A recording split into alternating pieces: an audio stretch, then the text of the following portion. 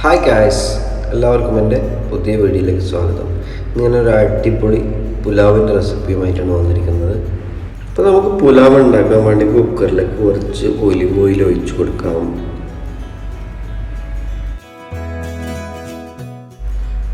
ചോപ്പ് ചെയ്ത ഒരു കഷ്ണം വൈറ്റ് ഒനിയൻ ഇട്ട് കൊടുക്കാം. അതിന് ശേഷം നമുക്ക് കഴുകി വെച്ച ബീഫ് ഇതിലേക്ക് ഇട്ട് കൊടുക്കാം.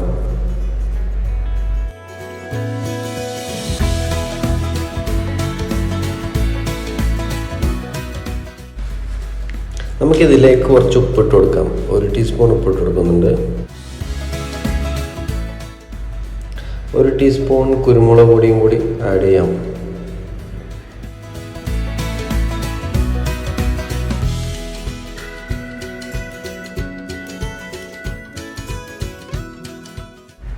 നമുക്കിതിലേക്ക് കുറച്ച് വെള്ളം കൂടി ഒഴിച്ച് കൊടുത്തിട്ട് ഒരു 3 വിസിൽ ഈ കുക്കറിൽ വേവിച്ചെടുക്കാം.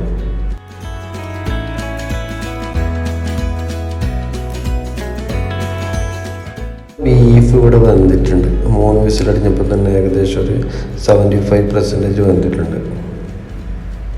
നമുക്ക് വേറൊരു പാൻ വെച്ചിട്ട് അതിലേക്ക് കുറച്ചും കൂടി ഒലിവ് ഓയിൽ ഒഴിച്ചു കൊടുക്കാം.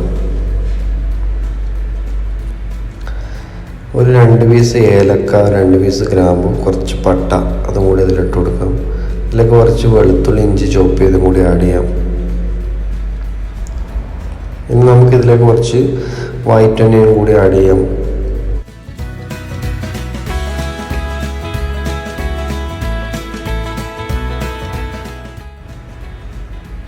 ഒരു കഷ്ണം ബീഫ് സ്റ്റോക്ക് ഇട്ട് കൊടുക്കാം.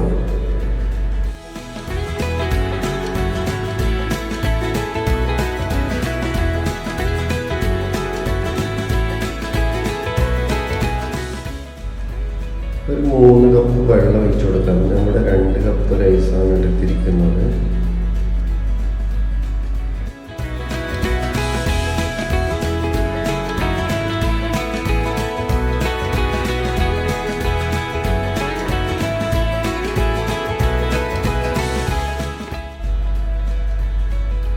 നമുക്ക് വേവിച്ച് വെച്ച ബീഫ് കൂടി ഇതിലിട്ട് കൊടുക്കാം.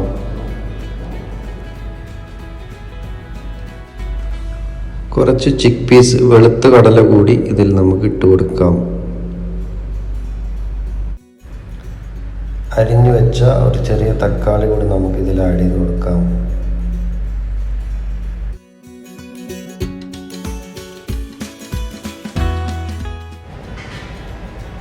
ഒരു ടേബിൾ സ്പൂൺ ഗരം മസാല. ഇതിൽ ഞാൻ ഉപ്പ് ആഡ് ചെയ്യുന്നില്ല. ഒന്നാമത് നമ്മൾ നേരത്തെ ബീഫ് കുക്ക് ചെയ്യുമ്പോൾ അതിൽ ഉപ്പിട്ട് കൊടുത്തിട്ടുണ്ട്. പിന്നെ നമ്മൾ ബീഫ് സ്റ്റോക്ക് ഇട്ടിട്ടുണ്ട്. ഇനി നമുക്ക് അരി ആഡ് ചെയ്ത് കൊടുക്കാം. ഞാനിവിടെ 2 കപ്പ് ബസ്മതി റൈസ് ഒരു 3/4 മണിക്കൂറോളം വെള്ളത്തിൽ കുതിർത്ത് വെച്ചതിന് ശേഷമാണ് ഇട്ട് കൊടുക്കുന്നത്.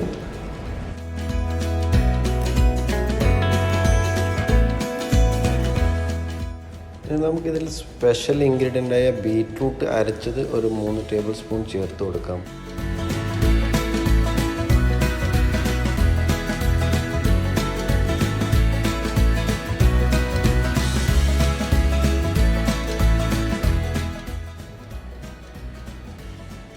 നമുക്കിതൊന്ന് അടച്ചു വെച്ച് ഒരു 10 മിനിറ്റ് മീഡിയം ഫ്ലെയിമിൽ കുക്ക് ചെയ്യാം. പുലാവ് ഒരു 75%ഓളം വെന്തിട്ടുണ്ട്. ഒരു നല്ലൊരു പിങ്ക് കളറൊക്കെ ആയിട്ടുണ്ട്.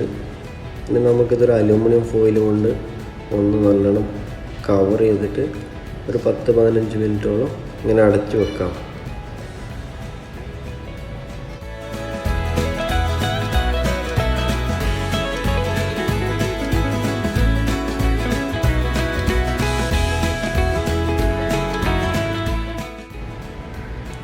ഇപ്പം നമ്മളെ പുലാവ് ഇവിടെ റെഡി ആയിട്ടുണ്ട്. നമുക്കിതൊന്ന് തുറന്ന് നോക്കാം. നമ്മൾ നേരത്തെ പിങ്ക് കളറല്ലേ കണ്ടത്, പിന്നെ ഇതിങ്ങനെ വൈറ്റ് കളറായി.